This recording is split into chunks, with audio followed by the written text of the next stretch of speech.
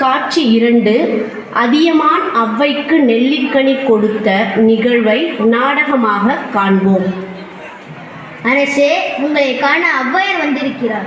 அப்படியா? உடனே வரச் சொல்லுங்கள்.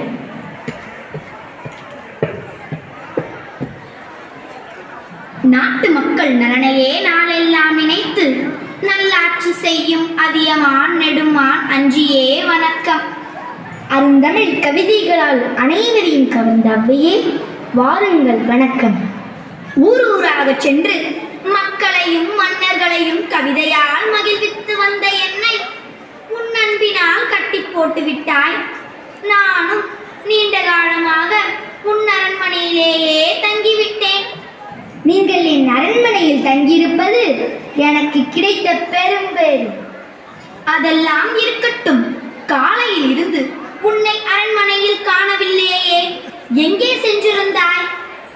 காட்டு வளத்தை கண்டு மகிழ்ந்து நீண்ட நாள்கள் ஆகிவிட்டன. அதனால்தான் இன்றினம் அமைச்சரோடும் வீரர்கள் சிலரோடும் காட்டிற்கு சென்றிருந்தேன். அங்கே இந்த கனியை பறித்தேன். இதை சாப்பிட்டு பார்த்து சுவை எப்படி இருக்கிறது என்று சொல்லுங்கள் தாயே. நீ தரும் கனி என்றால் அது சுவையாகத்தான் இருக்கும். பல கடல்களுக்கு அப்பால் எங்கோ தொலைவில் இருக்கும் ஒரு நாட்டிலிருந்து இந்த தமிழ்நாட்டிற்கு கரும்பை கொண்டு வந்தவர்கள் உனது முன்னோர்கள் தானே.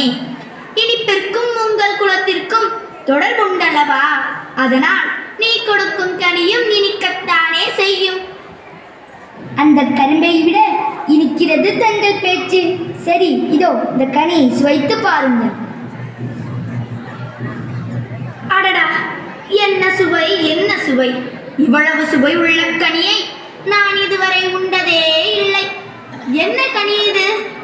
இது நெல்லிக்கனியின் ஒரு வகை.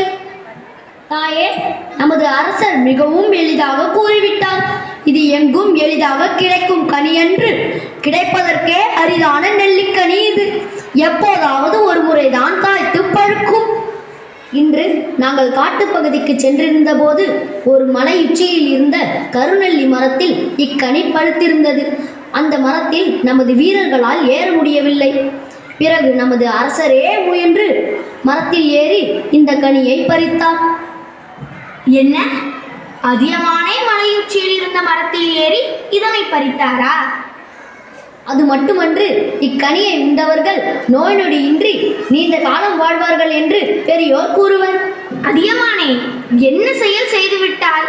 நாட்டை காக்கும் பொறுப்பை உடைய நீ இதனை உண்ணாமல் எனக்கு கொடுத்து விட்டாயே. முன்பே தெரிந்திருந்தால் இதனை நான் உண்ணாமல் உன்னையே சாப்பிட வைத்திருப்பேனே.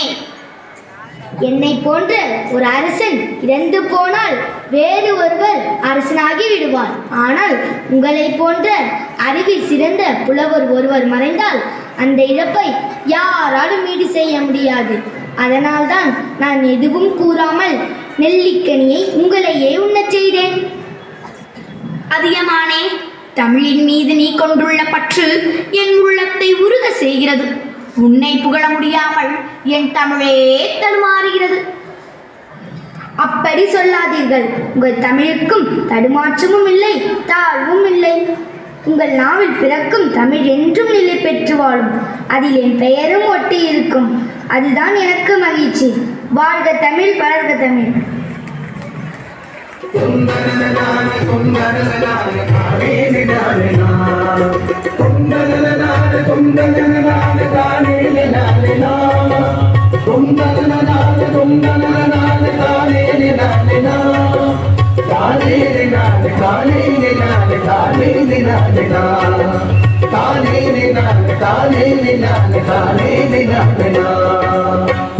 நிரந்தரம் வாழ்க தமிழ் மொழி வாழிய வாழியவே.